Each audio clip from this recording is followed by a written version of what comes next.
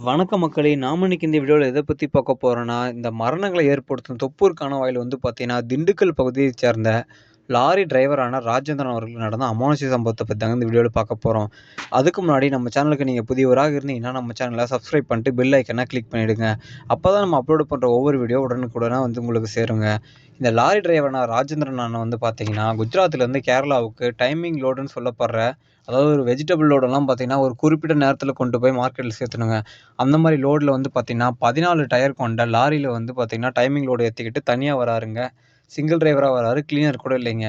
அவர் வந்து பார்த்தீங்கன்னா, தொப்பூர் கணவாய நோக்கி வந்துட்டுருக்கும்போது, தொப்பூர் கணவாய பத்தி அவருக்கு நல்லாவே தெரியுங்க. இது ரொம்பவே ஆபத்தானது. அது இல்லாம இது கொஞ்சம் அதிக பாரம் இருக்கிறதுனால, அதிக பாரம் இருந்துச்சுனாவே, லாரி வந்து பார்த்தீங்கன்னா, இறக்கத்துல போம்போது பிரேக் அடிச்சா செகண்ட் கியர்லயே போட்டு நம்ம பிரேக் அடிச்சுட்டு போனாலும் லாரி வந்து நிக்காதுங்க. அந்த லோடுக்கு அப்படியே கீழ இழுத்துட்டு தாங்க போகும் பள்ளத்த நோக்கி. அதனால என்ன பண்றாரு பார்த்தீங்களா, அந்த வனப்பகுதி போறதுக்கு முன்னாடி ஒரு டோல் பிளாஸா இருக்குங்க. அந்த இடத்துல ஓரம் போட்டுட்டு, டீ குடிச்சிட்டு, அதாவது டயரெல்லாம் வந்து சூடா இருந்தாலும் பிரேக் நிக்காதுங்க.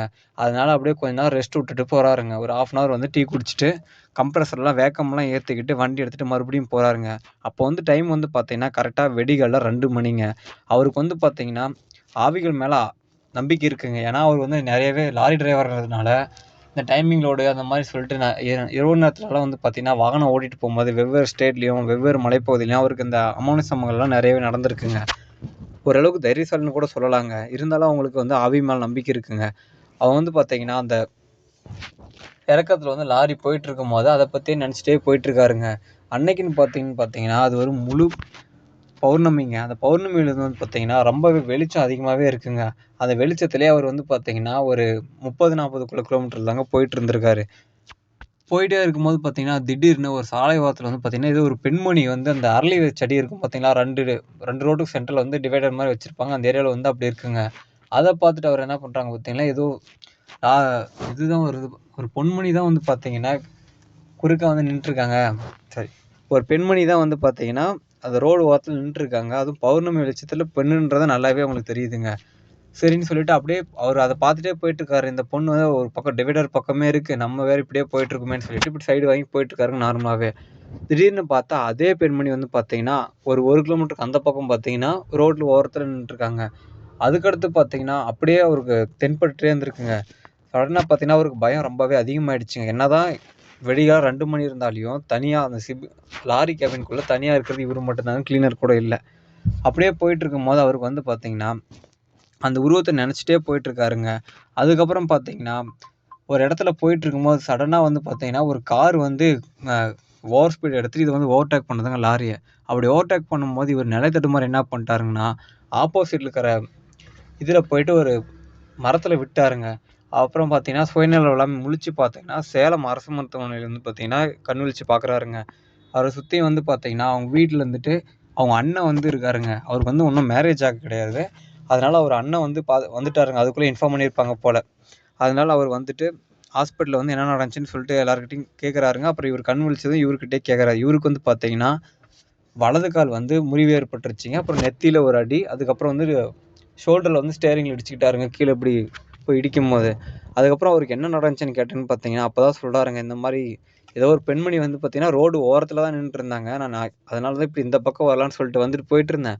அப்புறம் முன்னாடி போன அதுவே நெனச்சுட்டு போயிட்டுருந்தேன். அப்புறம் முன்னாடி போன கார் வந்து என்ன சைட் எடுக்கறத வேகமா வந்து இப்படி வளைஞ்சு போச்சு.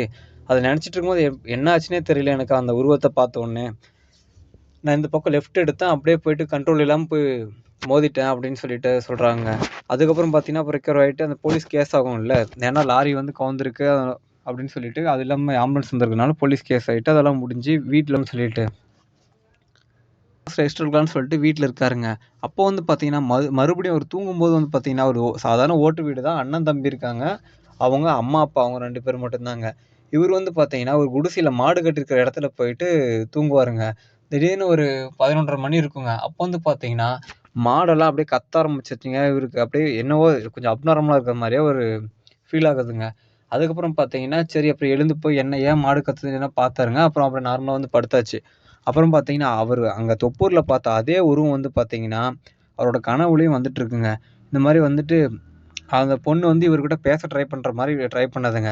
அதுக்கப்புறம் அவருக்கு தூக்கத்துலேருந்து எழ ட்ரை பண்ணுறாரு, எழவே முடியல. அப்புறம் பார்த்தீங்கன்னா, ஏதோ ஒரு உருவம் வந்து பார்த்தீங்கன்னா, அவருக்கு முழிப்பு வந்துருச்சு. ஆனா அவரால எழ முடியலைங்க. அது ஏன்னு பார்த்தீங்கன்னா, அவரு நெஞ்சு மேல வந்து ஒரு உருவம் உட்காந்து அமுத்திட்டு இருக்குங்க நல்லாவே. அப்புறம் அந்த உருவம் என்னன்னு சொல்லிட்டு இவரு கண்ண முழிச்சு சுதாரிச்சு பார்க்கறதுக்குள்ள பார்த்தீங்கன்னா, அங்க பார்த்த அதே பெண்மணி உருவங்க. அப்படியே மூஞ்செல்லாம் அப்படியே ரத்தக்கரையோட கோரமா, ரொம்பவே கோரமா இருந்தாருங்களாம் அந்த பெண்மணிங்க. அப்புறம் அப்படியே அப்படியே கண் விழிச்சுக்கிட்டு அப்படின்னு சொல்லிட்டு இருக்காருங்க. திண்டுக்கல் பக்கம் வந்து மதுரையில வந்து பார்த்தீங்கன்னா, மதுரை வந்து பாண்டிமுனி வந்து அவங்களுக்கு ரொம்பவே இஷ்ட தெய்வங்க அவருக்கு வந்துட்டு. அந்த முனிசாமி பேர சொல்லிட்டு, அப்புறம் மனசுக்குள்ளேயே நெனச்சுட்டு, "எப்படியாவது என்னை காப்பாத்துன்னு" சொல்லிட்டுன்னும்போது, அந்த உருவம் அப்படியே அகன்றுச்சுங்க. காத்துல போன மாரி சர்ருன்னு போயிடுச்சுங்க. அடுத்து பார்த்தீங்கன்னா, ஒரு பயத்துல ஓடி போயிட்டு, அவங்க அம்மா, அப்பாவ எழுப்பி நடந்த எல்லாத்தையும் சொல்றாருங்க. அதுக்கப்புறம் அவங்க அந்த அதே வீட்டுக்குள்ள போயிட்டு திருநீர் எடுத்து வச்சுட்டு வீட்டுக்குள்ளேயே இருந்துறாருங்க. அடுத்து வந்து பார்த்தீங்கன்னா, பாண்டிமுனி கோயிலுக்கு போயிட்டு, அங்க பூசாரிங்க கிட்ட வந்து வாக்கு கேட்பாங்க. வாக்கு கேட்டுட்டு போது தான் சொன்னாங்க, அது வந்து தொப்பூர் பகுதியை சேர்ந்த ஒரு பெண்மணி வந்து ரோடு கிராஸ் பண்ணும்போது, ஒரு கார் வந்து விபத்து ஏற்பட்டு அந்த பொண்ணு வந்து பார்த்தீங்கன்னா, ஸ்பாட்லயே இறந்துருச்சுங்க. அப்ப இருந்து அந்த ரோடு ஓரத்துல அது குறுக்க நெருக்க போயிட்டு வரதாவும் வந்துட்டு பார்த்தீங்கன்னா, ஒரு வாக்குலயே சொல்றாருங்க, இந்த மாரி நடந்துச்சுன்னு சொல்லிட்டு. அதுக்கப்புறம் பார்த்தீங்கன்னா, அவருக்கு வந்து விபூதி இதெல்லாம் அடிச்சு விட்டு, இனிமேட்டு ஒரு தாயத்த கட்டி விட்டு, இனிமேட்டுக்கு அந்த ரோட்ல வந்து அவாய்ட் பண்ணிக்கோ. எப்ப இருந்தாலும் நீ அவகிட்ட காவு வாங்கிடுவா. அதனால நீ அந்த லாரி தொழில வந்து கொஞ்சம் இடைப்பட்ட நேரத்துல வந்து நிப்பாட்டி வச்சுக்கோ அப்படின்னு சொல்லிட்டு சொல்லி அனுப்புறாங்க. அதுக்கப்புறம் பார்த்தீங்கன்னா, அவர் வீட்டுக்கு வந்தவர் வந்து பார்த்தீங்கன்னா, அதுவே நெனச்சுக்கிட்டு அப்படியே இருந்தவரு. அப்படியே அவருக்கு காய்ச்சல்லாம் வர ஆரம்பிச்சுருச்சுங்க. அதுக்கப்புறம் மறுபடியும் அதே கோயிலுக்கு கூட்டிட்டு போயிட்டு, இன்னும்போது அவரு வந்து போய் நிக்கிறாருங்க. உடனே அதாவது சாமி ஆடுற மாரி நின்னாருங்க. அதுக்கப்புறம் தான் பார்த்தா அது பேய். அந்த பெண்மணி வந்து இவர் உருவத்துல வந்து இறங்கிடுச்சுங்க. அப்புறம் சாமியாருங்கலாம் கேட்கும்போது வந்து பார்த்தீங்கன்னா, அந்த பெண்மணி வாய திறந்து சொல்லுதுங்க. அந்த பெண்மணி பேர் வந்து சாந்தினோ. அவங்க வந்து தொப்பூர் பகுதியை சேர்ந்தவர் வந்துட்டு அந்த ஹவுசிங் போர்டு பகுதியை சேர்ந்தவங்கன்னு சொல்லுதுங்க. பஸ் ஏறுறதுக்காக ரோட கிராஸ் பண்ணும்போது வந்து பார்த்தீங்கன்னா, ஒரு 10 மணிக்கு இரவு 10 மணிக்கு வந்து பார்த்தீங்கன்னா, இந்த சம்பவம் நடந்து 2 வருஷத்துக்கு முன்னாடியே அந்த பெண்மணி இறந்துருச்சுங்க. அப்பப்ப அந்த இது வந்து அமாவாசை, பௌர்ணமின்னு கூட பார்க்காம அந்த பக்கம் அது உலாவிட்டு இருக்கிறதா இருக்குங்க. அந்த பெண்மணி வரவும், கரெக்ட்டா இவரு வரவும், இவரு தனியா வந்திருக்காருங்க. அது இல்லாம பயந்துட்டே வந்திருக்காரு அந்த இறக்கத்துல. தனியா வேற இருக்குமேன்னு சொல்லிட்டு. அதெல்லாம் நெனச்சுக்கிட்டே வரும்போது பார்த்தீங்கன்னா, அது ரொம்பவே இவர அஃபெக்ட் பண்ணிட்டு, அத வந்து ஆக்குபை பண்ணிடுச்சுங்க அந்த பேய் வந்து இவர. அதெல்லாம் சொல்லிட்டு கடைசில வந்து மந்திரம்லாம் பண்ணி, அப்புறம் இது மாரி எனக்கு கெடாலாம் வெட்டி பூஜை பண்ணி, பாண்டிமுனி வந்து இது மாரி எனக்கு என்னோட பக்தன் இவன். ரொம்பவே என்னை சிறப்பிச்சு பூஜை பண்றான். அப்படின்னும்போது இவன வந்து உன்னால கஷ்டம் ஏற்படுத்த நான் விடமாட்டேன்னு சொல்லிட்டு, அப்புறம் அப்படி இப்படின்னு சொல்லிட்டு விரட்டிடுறாங்க அந்த பேய. அதுக்கப்புறம் இவரு லாரி தொழிலுக்கெல்லாம் வர ஆரம்பிச்சுட்டாருங்க. அந்த பெண்மணியோட உருவம் வந்து மறுபடியும் முனி கோயிலுக்கு போய் பூஜை பண்ணதுக்கப்புறம் தொந்தரவு பண்றதே இல்லைங்க. மேலும் இது போன்ற பயனுள்ள தகவல தொடர்ந்து பெற நம்ம சேனல லைக் பண்ணி, ஷேர் பண்ணி, சப்ஸ்கிரைப் பண்ணிடுங்க. அப்புறம் உங்களுக்கும் இது மாரி சம்பவம் நடந்துருந்துச்சுன்னா, கீழ தெரியிற நம்பருக்கு வந்து பார்த்தீங்கன்னா, உங்களோட அமானுஷ்ய சம்பவத்த வந்து டெக்ஸ்ட் பண்ணி அனுப்பிச்சு விட்டுருங்க.